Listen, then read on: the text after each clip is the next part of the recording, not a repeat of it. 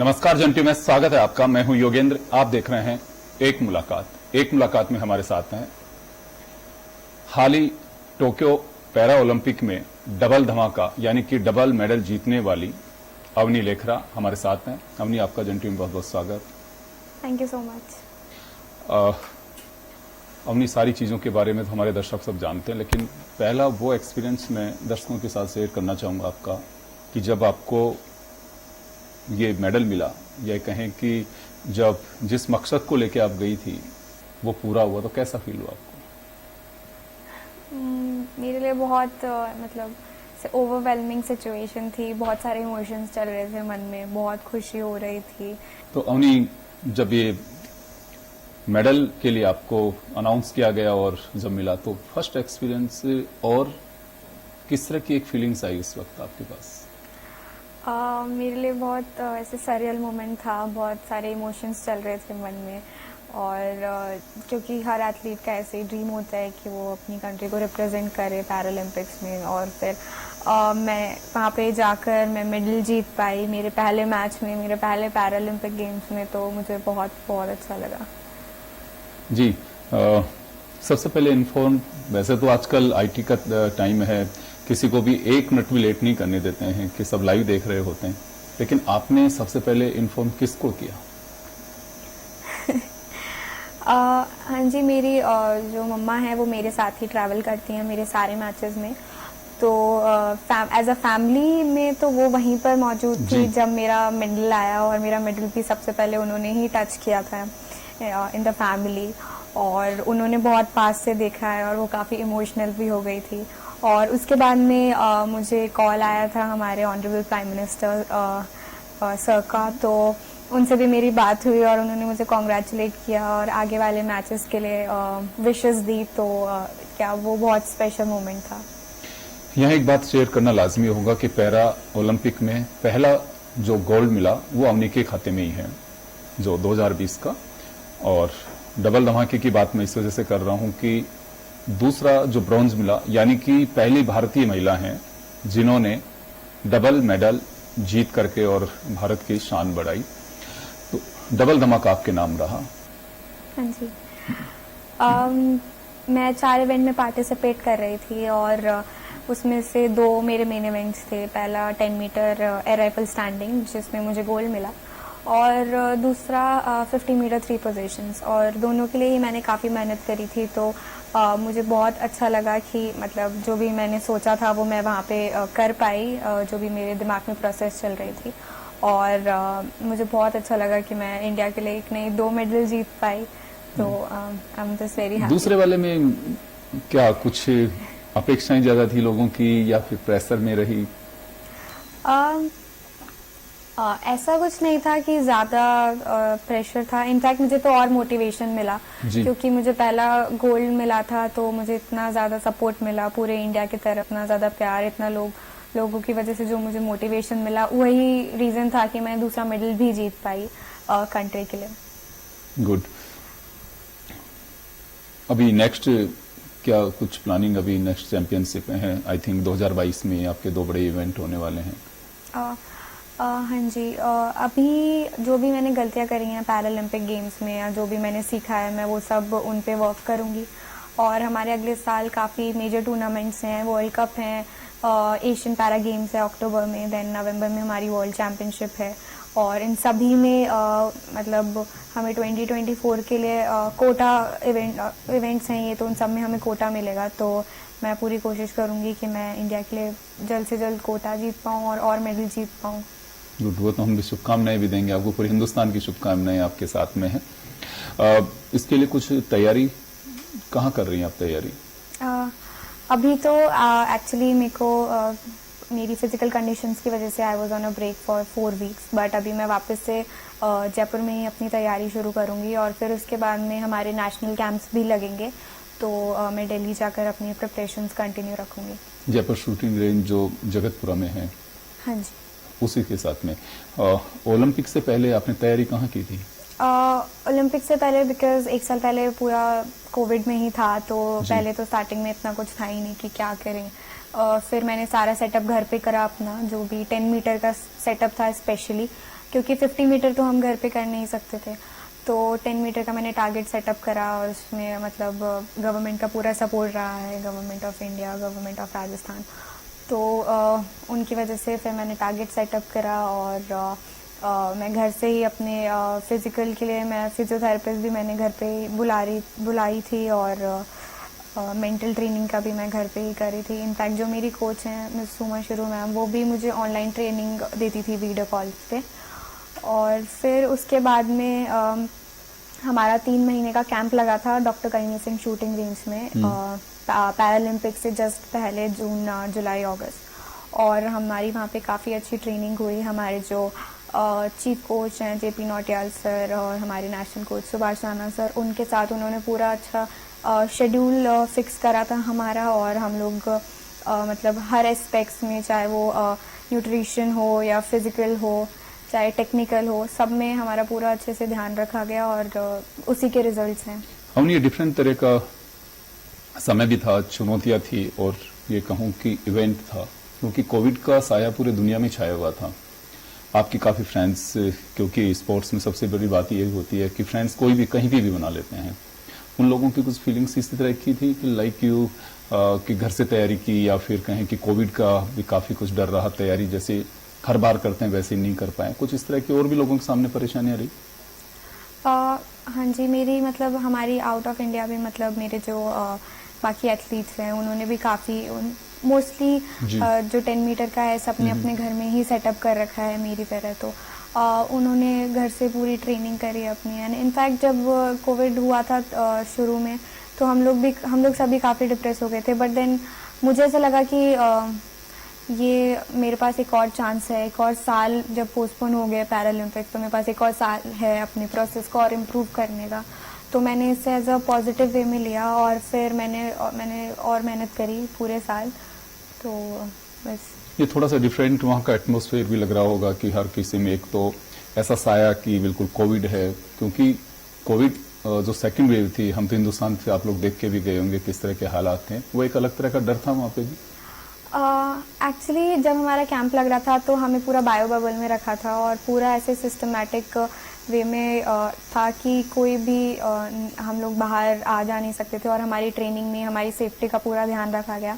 और in fact hats off to Japan government there कि उन्होंने वहाँ पे सब कुछ इतना इजीली मैनेज करा, क्योंकि पैरालंपिक और ओलंपिक गेम्स करवाना इज़ नॉट इजी, क्योंकि इतने सारे एथलीट्स आते हैं और इतने सारे इवेंट्स होते हैं और काफ़ी फिजिकल कॉन्टैक्ट्स भी होते हैं। तो उन सब में उन्होंने बहुत अच्छी तरीके से मैनेज करा और हमारे लिए भी एक नया एक्सपीरियंस था, क्योंकि ये मेरा पहला पैरालंपिक गेम्स था। तो इसमें बहुत सारी चीज़ें थी, जैसे कि कोई भी ऑडियंस नहीं थी वहाँ पे और सब कुछ मतलब हमें फिजिकल कांटेक्ट का ध्यान, हम मास्क कभी रिमूव नहीं कर सकते थे। तो ये सब थी, बट काफ़ी अच्छा एनवायरनमेंट रहा वहाँ पे। और वहाँ के जो वॉलंटियर्स थे वो काफ़ी सपोर्टिव, काफ़ी हम्बल थे, काफ़ी हेल्पिंग थे।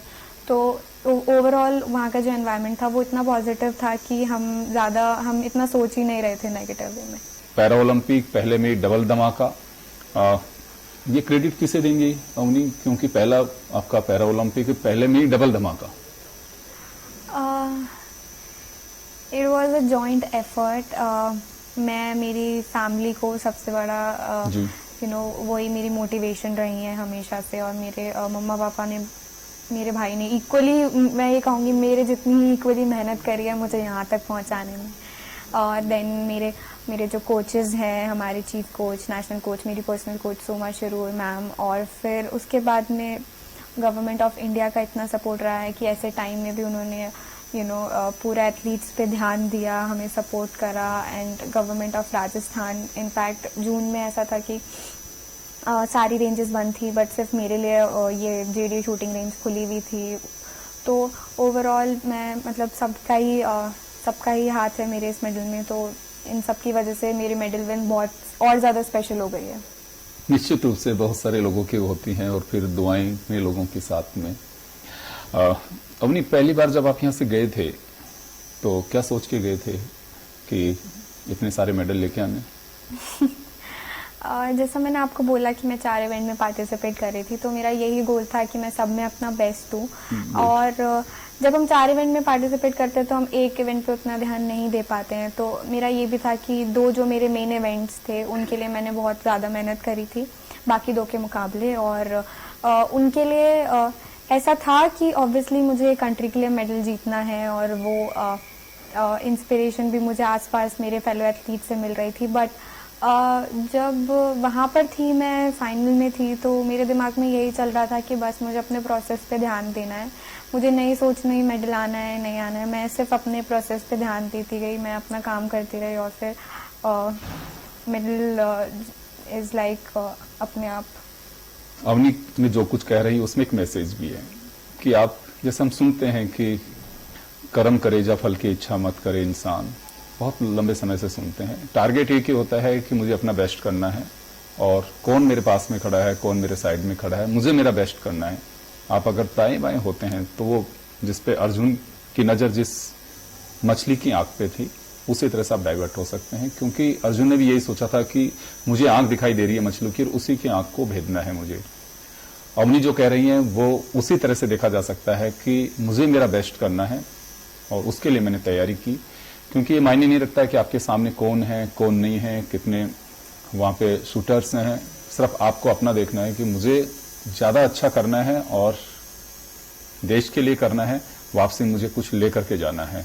तो चलिए एक छोटा सा ब्रेक के लिए रुकेंगे, ब्रेक के बाद हम जल्द लौटेंगे। बने रहिए आप जन टीवी के साथ।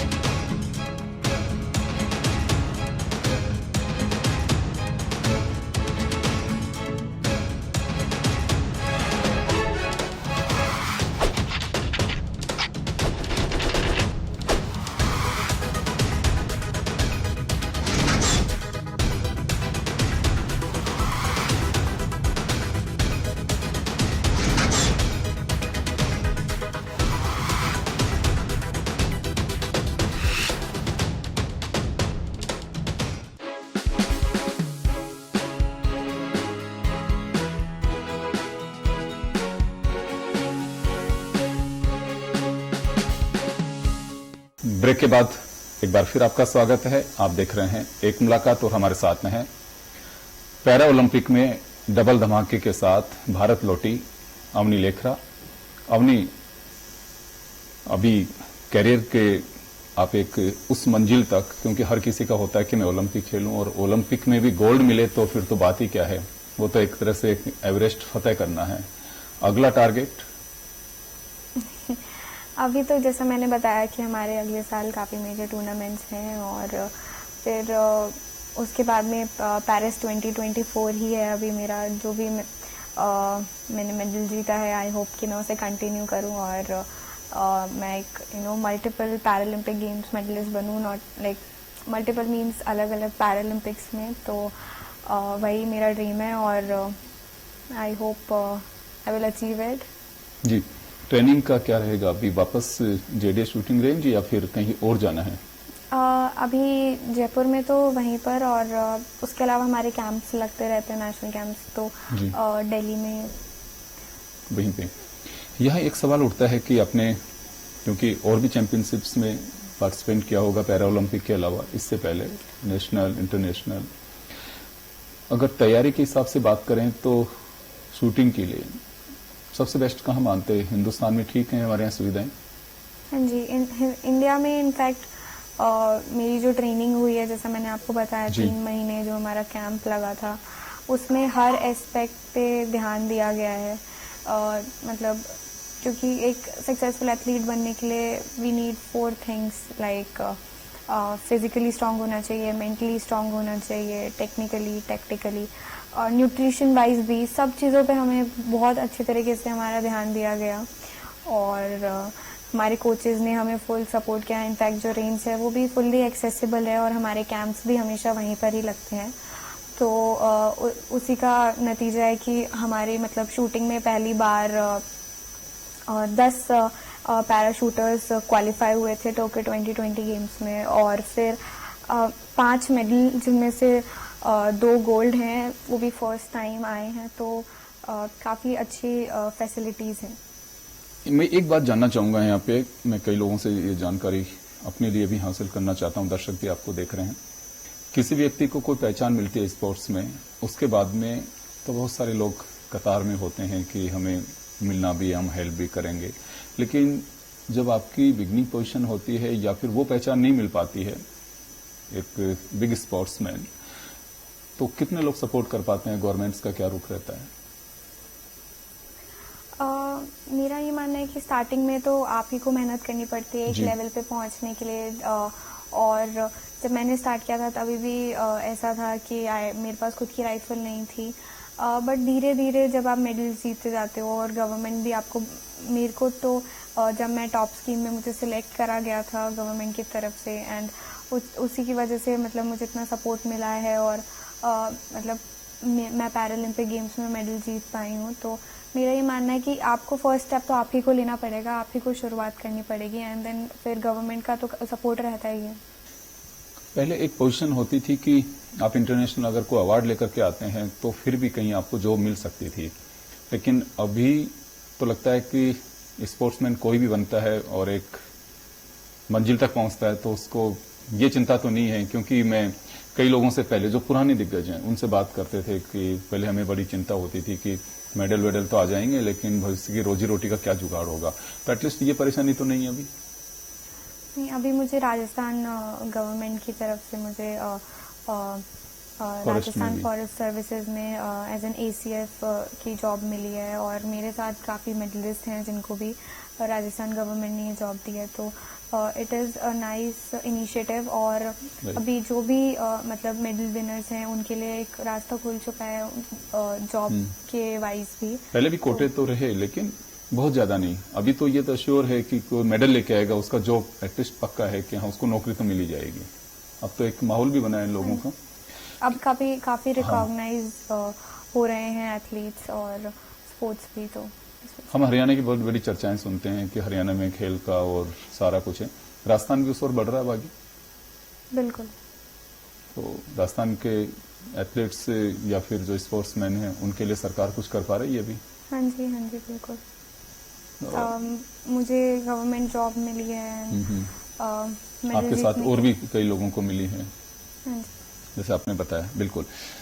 यहाँ अवनी कुछ में अब तक का जो सफर रहा खासकर खेल का, तो कुछ खट्टे मीठे अनुभव दर्शकों के साथ आप शेयर करेंगे? कैसा रहा सारा सफर? कहाँ से बिगनिंग हुई आपके स्पोर्ट्स में और सारा कुछ क्या सफर रहा? क्योंकि कभी भी हम सहज रास्ते को देखते भी नहीं और चल भी नहीं पाते हैं, और अगर कहीं भी पहुंचना है तो बड़ी पथरीले कटीले बहुत सारे रास्ते भी आते हैं। तो वो एक एक्सपीरियंस आपका हम जानना चाहेंगे। कहाँ से आपकी स्पोर्ट्स से शुरू हुई? तो मैंने शूटिंग शुरू करी थी 2015 अप्रैल में, और तब मैं ऐसे ही जस्ट हॉबी मैंने शुरू करी थी। और फिर उसके बाद में जब मैंने शुरू करी थी तो ऐसा था कि मुझसे राइफल भी नहीं उठती थी, बिकॉज मैं फिजिकली उतनी स्ट्रांग नहीं थी। मेरे पास ना खुद की राइफल थी, ना प्रॉपर इक्विपमेंट्स थे। तभी इतना कोचिंग का भी नहीं था पैरा शूटिंग के लिए, तो वो सब में शुरू करना वाज वेरी हार्ड, बट मैंने करा। And then in August 2015 itself मेरे को मैं केवी की तरफ से मैंने रीजनल गेम्स खेले और मेरे को उसमें गोल्ड मेडल मिला with competing with the able bodied athletes. उसके बाद में मैंने राजस्थान स्टेट खेला, मैंने केवी नेशनल्स खेला, खेला। तो सब इन सब की वजह से धीरे धीरे जब मैं कंपटीशन करती गई तो मुझ में भी कॉन्फिडेंस आया। फिर मैं खुद की राइफल मतलब मैं ले पाई, because shooting is a very expensive game. तो मेरी फैमिली ने मुझे उस हिसाब से काफ़ी सपोर्ट करा। फिर उसके बाद में 2016 में मेरे 3 गोल्ड थे नेशनल्स में, और फिर मेरा सिलेक्शन हुआ मेरे फर्स्ट इंटरनेशनल मैच के लिए, जो कि फरवरी 2017 में था। वर्ल्ड कप था वो यूएई में, और उसमें सारे जो भी 2016 के पैरालंपियंस थे, पैरालंपिक मेडलिस्ट थे, वो सब वहाँ पे compete कर रहे थे। तो वो जो एक्सपोजर मिला वो काफ़ी अच्छा रहा, और मेरा उसमें मेरे पहले ही डेब्यू मैच में मेरा सिल्वर मेडल आया। तो जिसका गोल्ड था उसका 2016 पैरालंपिक गेम्स में गोल्ड मेडल था। तो उस तरीके से मतलब compete करना और सिल्वर लेना भी उस टाइम पे मेरे लिए बहुत बड़ी बात थी।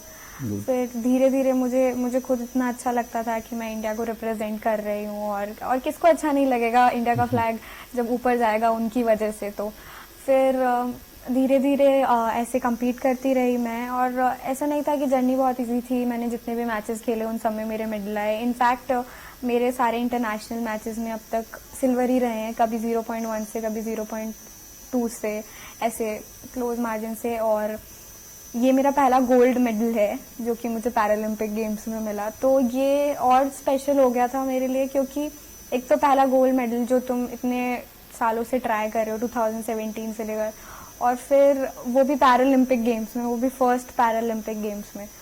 तो वो मेरे लिए बहुत ही ज़्यादा मैं खुश थी उस टाइम पे। और जब नेशनल एंथम बजा तो वो फीलिंग ही अलग है। तो ऐसे हमने ये सब कुछ कैसे हुआ और थोड़ा हम जानना चाहेंगे। हालांकि ये बड़ा ही एक डार्क टाइम रहा, बट क्योंकि मैं उन लोगों के लिए आपके जरिए एक मैसेज दिलवाना चाहूंगा कि सफलता हो चाहे विफलता हो, दोनों एक लेसन देते हैं आपको। उसी में आपको तलाशना है कि पॉजिटिव एनर्जी क्या मिल सकती है और हम आगे कैसे बढ़ सकते हैं। तो मुझे लगता है कि आपने वो सब कुछ सोचा। तो वो सफर जो रहा, एक्सीडेंट 2012 में हुआ आपका जी। तो मेरा एक्सीडेंट फरवरी 2012 में हुआ था, और उसके बाद में मेरे को स्पाइनल कॉर्ड इंजरी आई थी, और उसकी वजह से मेरी जो वेस्ट बिलो है, ना सेंसेशंस है ना मोटर पावर है। तो फिर उसके लिए मुझे सर्जरी के लिए बोला गया, एंड देन मैं बेड रेस्ट पे थी 6-7 मंथ्स। उसके बाद में तो इट वाज लाइक कि मुझे मतलब बैठना भी वापस सीखना पड़ा था, क्योंकि बैलेंस नहीं बना पाती थी बॉडी ओवरऑल। तो वो सब रहा। फिर 2 साल तक मैंने घर पे ही अपनी स्टडीज़ करी, स्कूल भी नहीं जाती थी। तो या it was a hard time, but like I said कि फैमिली का सपोर्ट बहुत इंपॉर्टेंट होता है, और मेरी फैमिली ने मुझे हर जो भी मैं करना चाहती थी हर चीज़ के लिए मोटिवेट किया। इनफैक्ट वो मुझसे ज़्यादा एक्साइटेड रहते हैं हर नए काम के लिए, तो वही मुझे पुश करते हैं कि नहीं ऐसे करो। तो फिर उसके बाद में मैंने 2014 में वापस अपना स्कूल ज्वाइन करा, और it was a new experience, क्योंकि मैं पहली बार as a wheelchair user school join कर रही थी वापस। बट मेरे मतलब टीचर्स और जो मेरे क्लासमेट्स थे, मेरे फ्रेंड्स थे, वो काफ़ी सपोर्टिव थे, और उसके मतलब उनके अंदर भी काफ़ी अवेयरनेस थी। तो उसके बाद में इट वाज इजी। और फिर जब से मैंने शूटिंग स्टार्ट करी है, मैं हमेशा यही बोलती हूँ कि शूटिंग ने मुझे एक अलग लेवल का कॉन्फिडेंस दिया है लाइफ में। और जो मुझे कनेक्शन राइफल के साथ फील होता है, जब मैं राइफल के साथ होती हूँ, जो कॉन्फिडेंस मुझे फील होता है, आई गेस वो किसी और चीज़ के साथ नहीं होता है। तो या मतलब बहुत रोलर कोस्टर राइड थी मेरी, बहुत ऊपर नीचे रही journey, but I think it is like the best journey जो मैंने जी है। तो जी, आपने शूटिंग क्यों चुनी? मेरे फादर चाहते थे कि मैं कोई स्पोर्ट करूं, तो उन्होंने हमारे घर के पास में ही है शूटिंग और आर्चरी रेंजेस। तो मैंने समर वेकेशंस में ऐसे ही शुरू करा था। तो मैंने सब ट्राई करा था, आर्चरी, शूटिंग में भी मैंने राइफल भी ट्राई करी थी, पिस्टल भी ट्राई करी थी, बट मुझे उस टाइम पे ज़्यादा कनेक्शन राइफल के साथ फील हुआ। और जब मैंने पहली बार शॉट चलाए थे फर्स्ट डे, तो मेरे सारे शॉट्स ब्लैक सर्किल के अंदर थे। तो वहाँ पे जो उस टाइम पे कोच जो भी थे वहाँ पे, तो उन्होंने भी कहा कि मैं राइफल कर सकती हूँ, तो इस वजह से। अवनी फ्री होती हैं जब क्या करती हैं? गाना गाती हैं, कुछ कुकिंग या कुछ क्या करती क्या हैं? पढ़ती हैं? एक्चुअली जब मैं फ्री होती हूँ मोस्टली, तो कभी मेरे एग्जाम्स होते हैं, कभी ऑनलाइन क्लासेस चल रही होती हैं, तो उसी में टाइम चला जाता है। बट यहाँ मैं अपनी फैमिली के साथ ज़्यादा टाइम स्पेंड करती हूँ। पसंद क्या है आपको खेल के अलावा? खाना पीना क्या पसंद है? मतलब एज सच तो गाना गाना, सुनना? हाँ, आई लाइक म्यूजिक।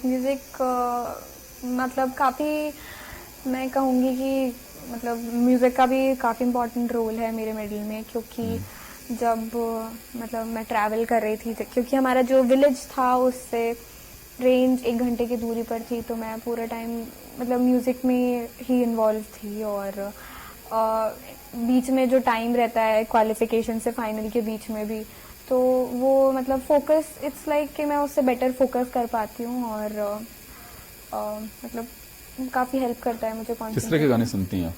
मैं हर टाइप के गाने सुनती हूँ। राजस्थानी भी सुनती हैं? वो ज्यादा पसंद नहीं है? नहीं, ऐसा नहीं, मुझे कुछ राजस्थानी सॉन्ग्स पसंद हैं। जब आप लौट के आई तो हर किसी के ये होता है कि घर वालों की भी इच्छा होती है, खुद की भी होती है, और मम्मी तो आपके साथ में है, वो डिशेज नहीं बन सकती जो आप घर में तैयार करते हैं, तो वहाँ के माहौल में जो आपको मिला वही खाना है नहीं आपको? भाई, ऐसा है कि जब बाहर रहते हैं तो मम्मी मेरे साथ में रहती है, बट वो कुक नहीं कर सकती, तो मुझे Yes. ऐसा लगता है कि हाँ। मेरी तो मम्मी भी साथ में, फिर भी मुझे नहीं नहीं मिल पा मिल रहा पा है। तो रहा घर आके सबसे पहले क्या खाया आपने बनवा के?